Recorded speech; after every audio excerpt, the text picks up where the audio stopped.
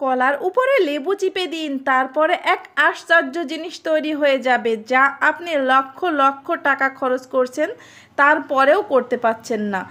ভাবতে পারেন কলাতে লেবু চিপে দিয়ে কলাটা কেন নষ্ট করব, কিন্তু কলাটি নষ্ট হবে না।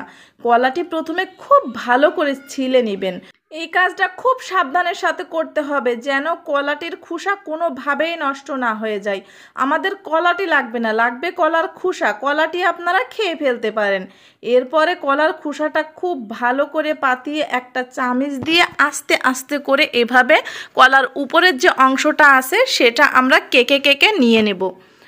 খুব বেশি চাপ দিতে যাবেন না, আস্তে আস্তে করে উপরের যে অংশটা আছে সেটা নিলেই হবে। ব্যাস হয়ে গেছে। এতটুকু হলেই আমাদের কাজ হয়ে যাবে। এখন আপনারা ভাবতে পারেন এটা আবার কি কাজে আসবে, কিন্তু এটা অনেক গুরুত্বপূর্ণ জিনিস। এর ভিতরে 1 চামচ লবণ দিয়ে দিবেন, আর দিবেন একটা সাদা পেস্ট, যে কোনো পেস্ট সাদা রঙেরটাই কিন্তু দিতে হবে। ভরে ভরে 1 চামচ দিয়ে দিবেন। এরপরে 1 টুকরো লেবু খুব ভালো করে চিপড়ায়ে সবটুকু দিয়ে দিবেন। এরপরে করতে হবে মিক্স, খুব ভালো করে সাবধানতার সাথে মিক্স করে নেবেন। কিছুক্ষণ মিক্স করার পরে দেখবেন এরকম সাদা হয়ে উপর দিকে ফুলে উঠছে। তো এটা ভয় পাওয়ার কোনো কিছুই নেই। এভাবে করে কিছুক্ষণ মিশিয়ে নিলে আবার ঠিক হয়ে যাবে।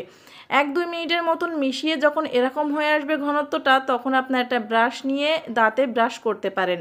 এটা দিয়ে ব্রাশ করলে আপনার দাঁত একদম চকচকে ঝকঝকে হয়ে যাবে। যাদের দাঁতে অনেক দিনের আয়রন অথবা পাথর পড়েছে, ময়লা হয়ে রয়েছে, তাদের দাঁত এটা দিয়ে ঘষা দিলে একবারে চকচকে হয়ে যাবে। খুব বেশি জোরে ঘষা দেওয়ার দরকার নাই, আস্তে আস্তে করে খুব কোমলভাবে ঘষা দিবেন আর আপনার দাঁত চকচকে হয়ে যাবে। অনেক গুরুত্বপূর্ণ একটা ভিডিও দিয়ে দিলাম, পারলে টাইম লাইনে শেয়ার করে রাখবেন যাতে দ্রুত খুঁজে পেতে পারেন। ভালো লাগলে লাইক এবং শেয়ার করে দেবেন। সবাইকে অসংখ্য ধন্যবাদ।